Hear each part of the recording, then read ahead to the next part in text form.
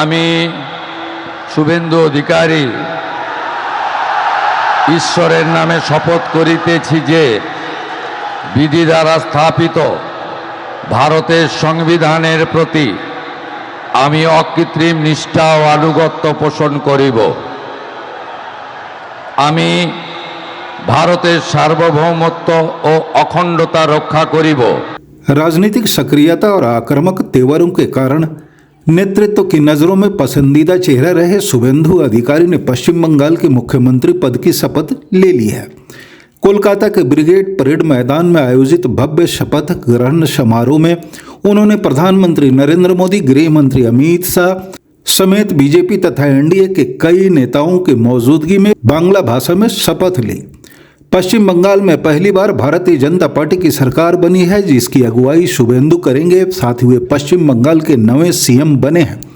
जाहिर तौर पर चुनाव में भारतीय जनता पार्टी की शानदार जीत और ममता बनर्जी के 15 सालों के शासन का अंत एक नए अध्याय के तौर पर भारतीय राजनीति में जुड़ गया है। भारतीय जनता पार्टी ने एक्स पर लिखा है, सुशासन और विकास की नई सुबह, बंगाल अब स्थिरता, विकास, विश्वास के नए दौर में शामिल हो रहा है। शपथ लेने से पहले शनिवार की सुबह शुभेंदु अधिकारी ने भी एक्स पर एक पोस्ट किया। उन्होंने लिखा, पश्चिम बंगाल के लिए यह सचमुच एक ऐतिहासिक सुबह है। सिटी ऑफ जॉय में दूरदर्शी नेता माननीय प्रधानमंत्री नरेंद्र मोदी जी का स्वागत करना गर्व और हर्ष का क्षण है। आज आज़ादी के बाद पश्चिम बंगाल में पहली बार भारतीय जनता पार्टी सरकार के शपथ ग्रहण समारोह के साक्षी बनते हुए हम अपने संस्थापक पुरखों के सपनों को साकार होते देख रहे हैं। शुभेंदु अधिकारी के नेतृत्व में 5 मंत्रियों ने भी पद और गोपनीयता की शपथ ली है। इनमें दिलीप घोष, अग्निमित्रा पाल, अशोक कीर्तनिया, खुद्दीराम टुडू, निशित प्रमाणिक शामिल हैं।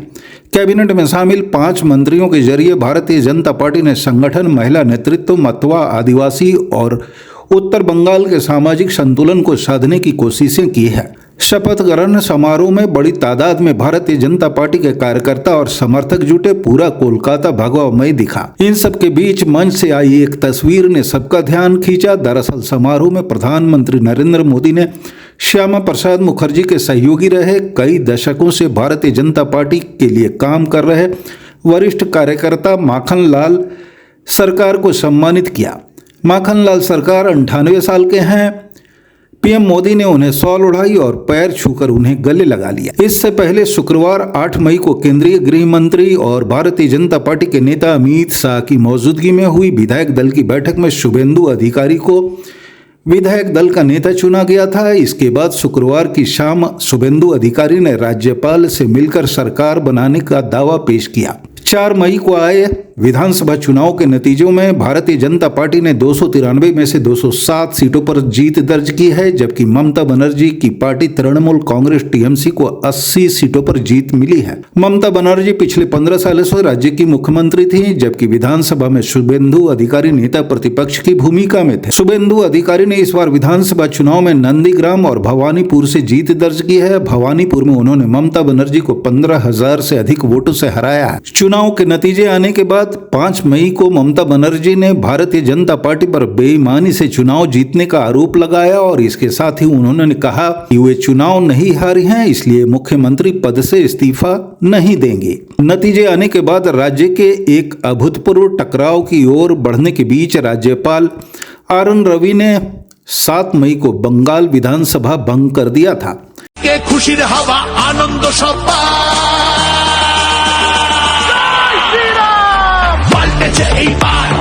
বিজেপি সরকার পাল্টেছে, এইবার এলো বিজেপি সরকার পাল্টেছে, এইবার এলো বিজেপি সরকার পাল্টেছে, এইবার এলো বিজেপি সরকার।